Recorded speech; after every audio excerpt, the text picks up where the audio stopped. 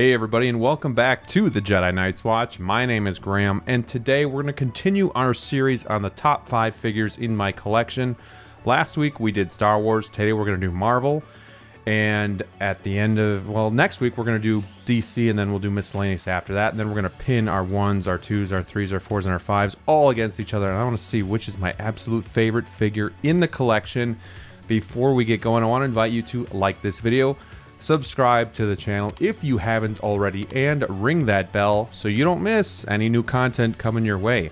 Tune in on Wednesday nights at 8:30 Central Time, 9:30 Eastern for Wolfpack Wednesdays with Brick Artemis, Deal of the Collector, and Evil Sneaker. A lot of fun, and would love to have you come join us live and hang out with us. So, without further ado, let's get into it.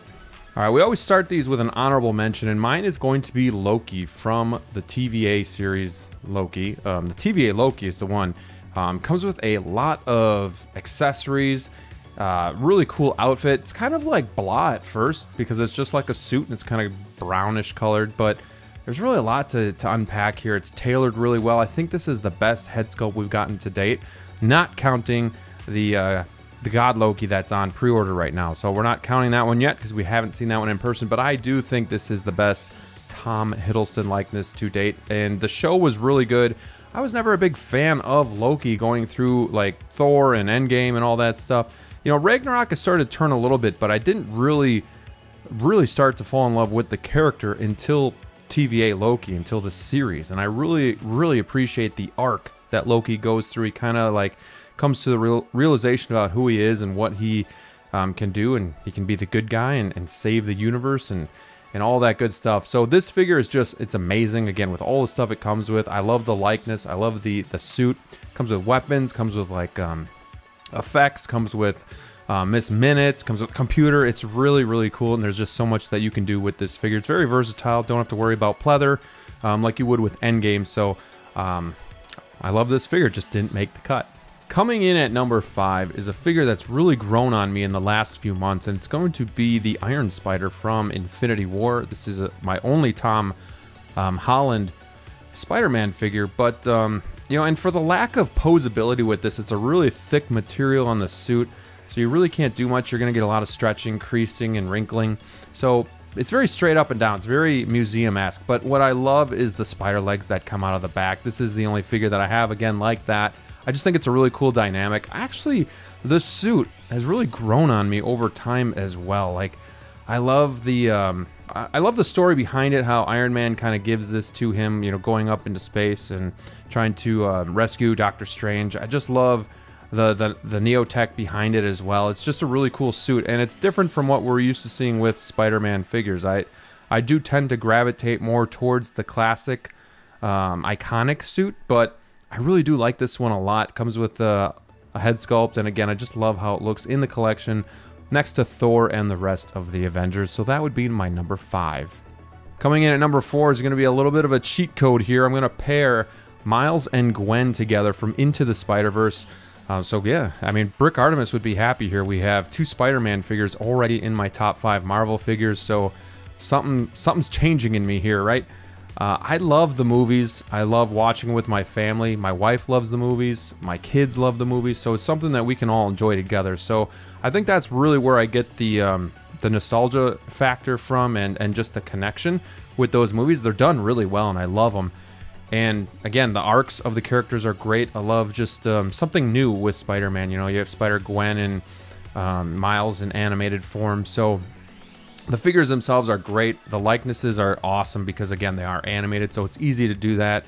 I think this is a great Spider-Man figure too because the suit is more of like it's like a nylon, so that, you know, it's posable. That's something that I really like about this, that I can do stuff with it. Like, he's not in the most dynamic pose right now, but the fact that I can do that is awesome. Plus, he comes with multiple different looks. You know, you could probably do like 5 different combinations with this figure, and he comes with a head sculpt and a half-mass head sculpt too, so it's just a lot of fun. You know, Gwen looks great as always. The proportions are good. You get Spider-Ham with her as a cool accessory, so together they just look so great together. So that's why I had to pair them together as my number 4, because together they make such a badass team, and they bring so many nostalgia feelings to my heart, so I love them.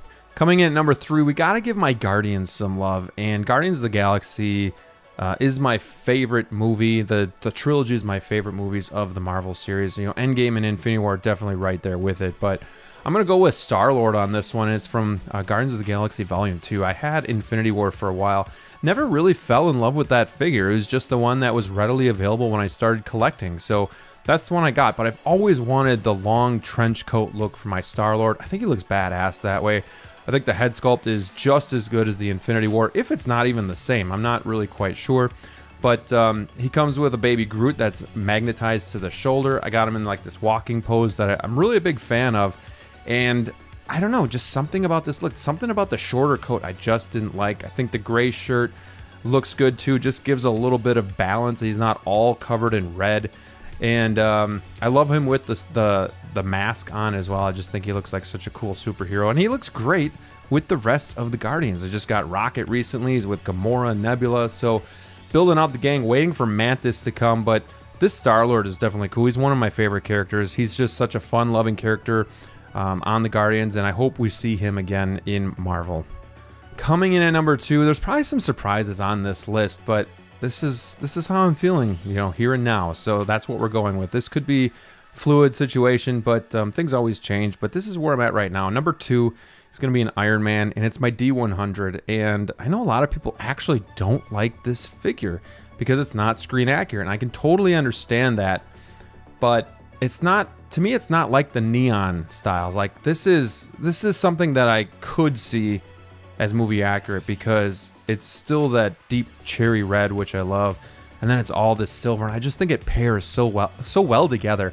It looks super awesome, very beautiful, very elegant. I love the base with the big Marvel logo on there as well. He's very pristine, very clean. There's no battle damage. No head sculpt with this, which is a little bit of a bummer, but this is also going to be limited. I want to say, don't quote me on it. It's either like 2,500 or 3,000 pieces, but I love this. I just love the colors of this. It kind of reminds me of the Silver Centurion, where I didn't like the suit, but I do like the colors. And I love that deep cherry red plus the nice shine on it. And then with the silver, you know, no gold in there. I just think the 2 colors as opposed to the 3 just looks beautiful. It's very eye-catching. It's awesome on the shelf. And he's definitely a showstopper. So this one comes in at number 2. If anybody's on the fence, I know it's not easy to find and it's super expensive, but if you can get this, I recommend it.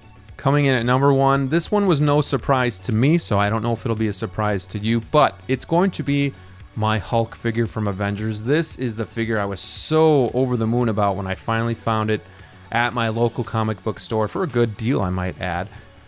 And I was over the moon because this figure is massive. He's imposing. He is just different from everything else that I have in the collection. And it kind of rekindled my love for the hobby again when I got this, because I was so impressed and I was so taken aback by how cool he was. An older figure, but still the head sculpt looks great. Again, the body's massive. I love the dark and deep green color. He's awesome. He's paired with Black Widow right now. I have them together, and simple but big and effective, and just an awesome character, an awesome figure. I had Professor Hulk for a while. It just wasn't doing it for me. Kind of like Star-Lord, you know. That initial one was the one I could get, and it just wasn't doing it. So over time, I was able to hunt this thing down, and I love it. It's your eye just gets it gets drawn to it every time you look over at the Marvel display. You always see Hulk. So that would be my number 1 figure. There's figures that missed the cut that I really love. Battle Damage Hulk. Nebula is another one that I think is underrated. Those 2 I wanted to get on this list, but I just couldn't. Even the War Machine, the Mark IV, is a really cool figure, but didn't make the list. So let me know what you guys think of this list of my top 5 Marvel figures. I don't have a lot of Marvel, but I think the display itself together looks really beautiful. Nice and spaced out. Everything has room to breathe. That's what I really like my collection to be. So I'm willing to add some more Marvel figures, but at the same time, I really like how this is looking right now. But yeah, let me know what you think of my list. Let me know what your list is in the comments below. I'd love to hear from you. And again, don't forget to like the video. On your way out, subscribe so you don't miss the next videos coming, and ring the bell so you don't miss any future content. Until next time, stay safe out there, and we'll see you soon.